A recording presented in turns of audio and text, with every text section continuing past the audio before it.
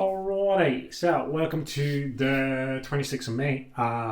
What we're going to start seeing now is that our 400 meter runs are going to start being coming out of the position. So we've gone through our beautiful run cycle.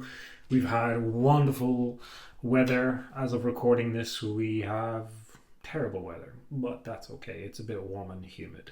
Other than that, we're going to be starting with some Olympic lifting. So we're going to be start cycling into that position of a lot more focus on the Olympic weightlifting. So that's going to be something we're going to be looking at. So they're going to be our snatching, clean and jerks, cycling the barbell.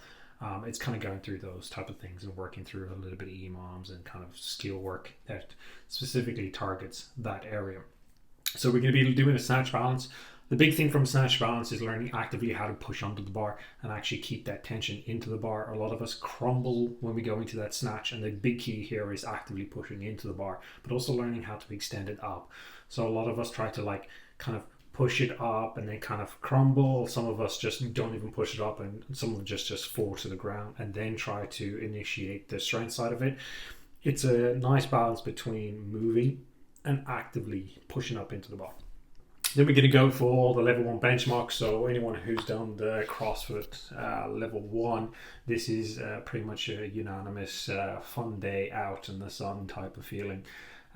Whether some call it fun or out in the sun, that's a whole different thing. However, the L1 benchmark is here as a test of true intensity. So you have a time cap. So because I'm not sure, let me do this. You have a time cap of 9 minutes, 15 thrusters, 12 burpees over the bar, 43 and 30. Big thing is that you want to be hitting your 15 reps on your first round roughly unbroken, and then from there keep them into sets of 2. The fatigue for legs build up quickly. Your lung capacity will start to drop very quickly. It's required pacing smart, and as I put it here, reckless speed is going to not get you the end goal here. And what I mean by that is if you go out and go, you know what, I'm just going to smash myself, do 15, smash 12, and I'm going to win this, you will end up in a hole that you will not be winning this. It requires a perfect balance between how hard you push and how hard you break things up. So that means that you could do your burpees quicker and take a slower tempo on the thrusters. You could speed your thrusters up and take a little bit of a slower tempo on the burpees, and you'll be in a better place. So it's a fine balance. Have a little bit of fun. Day 2, we're going to have some handstand push-up skill work, so you can have some 3 rounds of quality. When I say 3 rounds of quality, it's less about trying to rush through this, but more about feeling position. So you can see we have 3 box around the world pikes and then some shoulder taps. So what you'll be seeing here on this beautiful drawing that I'll be doing, the idea is to have your beautiful hip in this beautiful position. And the reason being is that you creating this stacked, and I'll make a triangle for your weird ass torso that should be in that position. But the biggest idea is that we are creating this stacked position all throughout the body, and that allows us to a better distribution of weight around. So this is learning not only how to push through the floor, but also get into a position. Now, a lot of people are going to find that obviously the hamstring capabilities, which is going to be over here, of course, is going to be the problem of it being too tight and not having mobility. So going onto your knees is often a little bit of better position. Alternatively, you can always higher the box up so it takes more and more position weight. Playing with the height of the box is also a very good thing. So for some people, it often feels a little bit harder if we're at a lower box, a couple of plates, compared to some people who can get higher and higher. Now, the higher and higher you make the box, the more it's going to be placing you into a position where you have to create a better stack. So this is something where it's like your personal preference where the hamstrings are going to be. It's going to come playing into that. So that's something to think about. The same thing goes with the pike shoulder taps. You're in the same position, but the only difference in that position is learning actively how to balance through your fingers and through the shoulders, and not just relying on pushing through them and just like, right? So that's going to be something that the better you become at, the easier the likes of handstand walking become. The better position of being against the wall, doing say handstand straight push-ups are going to become, but also shoulder strength as a whole. In terms of that, you have 3 rounds of time later on. So this is going to be a very running based and shoulder based workout. So you have 500 meter run, so 2 laps of the building into 21 American kettlebell swings. This is a heavy position. It is going to drive a lot more glute focus and hamstring focus to try and get that kettlebell above your head. So be smart about it. Try not to just pull through your shoulders. It is a hip hinge motion. And then your 12 box jump overs, adding that little bit of fatigue for into that third round. Be consistent. The idea here is to kind of modify it to the position that it's actively allowing you to tackle this with the best opportunity. And as you can see here, don't go out hot round one. It's not going to end well. In terms of that, we'll just quickly bump a little bit further forward if everything shows up. Your Wednesdays, we're going to do some starting skill work and a little bit of bar muscle ups again. The bigger thing about this is the fact that we're not doing every aspect of the bar muscle up. We're working on the initiation. So how do we drive lats? So how do we do the pull down? And so you'll see in that position that when we have the bar, the biggest thing that we want to make sure that whenever we're doing our muscle ups is that we become behind the bar, right? So we call this the saddle position. You can do a position that I love and a lot of gymnasts love, which is effectively getting your hip in line with the bar and creating the turnaround that way. It is a personal preference in terms of how you want to go about this. The easiest one to learn is obviously going to be A over B, because B requires rapid hip extension, where A requires more of the hip and a drive behind the bar in a more cyclical time fashion. So the big thing about starting the skill work is just trying to teach everybody how to do it. There are going to be those in the gym that can do bar muscle ups, and I'm going to implore you to actively go back to the basics and refine your skill, because with everything, efficiency trumps just throwing yourself over. The EMOM is nice and short and sweet. It's pick one of the skills that you've been struggling with and use them as a way to do it. And then we're going to do some Superman holds just so we can get into a better, stronger position at the backside. Our workout is going to be 30 bar muscle ups, 21 clean and jerks, and 12 front squats. We have a descending pattern, which hits with a high skill work at the forefront of the workout. And then obviously as fatigue gets in, you're hitting a front squat. So those who are good at front squats are going to love the end part of this. The clean and jerks are going to be a little bit tricky after a higher heart rate and some skill work. So as you can see here, I've done reduced volume is going to be for those who have bar muscle ups but can't get there. Everyone else can scale to a chest to bar, jumping bar muscle ups, and if they have it but missing it, you use a banded bar muscle up.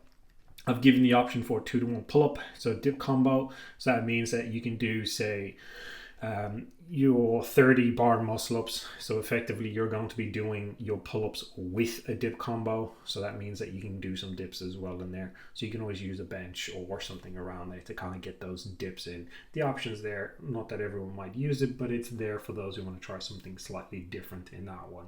Be conscious of high skill level and be pushing through in terms of how we're going to break that up. Other than that, we have our beautiful Thursday one. This will be the last shuttle runs. Everyone's going to be like screaming their head off here. This is a nice long one. We have an EMOM of 40 minutes. Minute 1, you have your shuttle runs. And minute 2, you have your calorie rope or ski. This is a challenge, as I put it here. It's an energy capacity and how much can you repeat this over a 40-minute effort, right? This is akin to doing your endurance run, so play around, but be smart in terms of it. Pick a calorie scheme you know you're always going to be able to hit, but it's still just going to be a little bit of a challenge, and that's where I want things to be at. This is, can you find the pace? A big thing about this is efficiency in rowing or skiing technique. Those who don't have it, so in terms of trying to do a rowing very, very high heart rate or very quick stroke rates, is going to find you out very quickly in this workout. And the reason we still use 1 to 2 exercises instead of loading you with 4, 5, 6 is that we're trying to keep it as monostructural as possible so that we can get the most benefit. And also from a psychological standpoint of view, it's easier to have workouts that have more than 2 things, purely from the standpoint that it keeps it rejuvenated. And the key here is learning how to actively keep yourself engaged so you don't switch off. So there's a lot of reasons why it's kept in this position. In terms of Friday, Saturday, Sunday, we have Friday's one, which is effectively going to be a nice little core blaster. We have an EMOM of 10, so we have 10 V-ups plus 20-second hollow holds. Yeah. The key here is your 10 V-ups need to be done in 30 seconds, and your 20-second hollow holds are going to be done, obviously, in 20 seconds. That leaves you 10-second breather every single round. Now, the biggest thing I want to see from this is those that can do V-ups really efficiently is bringing your time per V-up down, which is going to be a big thing. For those that struggle with the V-up side of things, bringing your V-up volume down is going to be a big thing. Don't forget that the hollow hold is going to make things a little bit harder. So be smart in terms of where your core capacity is and strength is, and we'll play off that one. In terms of the workout, it's 6 rounds into 6 rounds. So we have a minute rest between rounds just to get your heart rate just a little bit lower before we go again. We have 40 seconds on, 20 off. We start with a dumbbell push press into max dumbbell reverse lunges. I'm not sure why I didn't put reverse, but we'll leave the rev there. So your dumbbells are by the side, so it makes your life easier. Knee sleeves might make your life a lot better in this situation. Your 6 dumbbell push presses should only be taking you in around that 10 to 20 seconds max, giving you at least 20 seconds of reverse lunging. This is a quick burner. It is an on and off. It is not something that like I have time. It's forcing you to position where I need to be able to transition quickly from one thing to another. The nice thing about finishing your dumbbell push press is that you can follow the weight down right into position and start reverse lunging. In terms of the second part, you're going to use your dumbbell power clean, so it's going to bring a lot more hinge motion into this, and then you're going to do max double unders in the remaining time. The nice thing about this, or the taxing thing about this, is that it's forcing you, one, to do speedy double unders, and two, is also getting you to work under fatigue from the first 6 rounds of dumbbell push press. So have a little bit of fun on this. For those who can't do max double unders, crossovers, either like as I put it here, skate single unders, but do a 2-to-1, do double under practice. There's more than enough time to have fun with this. And then the pinnacle of this Saturday, we have a buy-in of 2 kilometers, switching every 200 meters. This is an I go, you go type of thing, keeping high tempo. That's what I kind of want to see in this position, that high tempo working. You have your 200 wall balls, you go, I go, split how evenly you want to go. You can do 10s, you can do 20s. It's purely up to you. The single burpee over the line is going to be something that, as you can put it here, I think I put it at somewhere. Yeah, match pace from the ground up, not just the jump. Communication is key. That's going to be the big thing here. Find a tempo that's going to work for both people. The overhead walking lunges with a bar is going to be nice. So using that med ball up above the head, lock at, work through that. Swap as you need. Once again, this is a beauty in terms of that you can swap. And then you buy out with a 2 kilometer run, once again switching. One thing I would favor is pushing harder on your first 2 kilometer runs to give you some time, so that way you can get through everything over here, because your natural buyout of 2K is going to be a bit slower. Plan how you're going to go for it. You have a conversation. The big thing is making sure that you're all moving at a good position, and try not to kill each other, in the sense that don't push really, really quick so that now your partner has less rest. Find a tempo that works for both. Other than that, we have a nice spicy one for the week that's going to give us a little bit of different changes before we're into next week.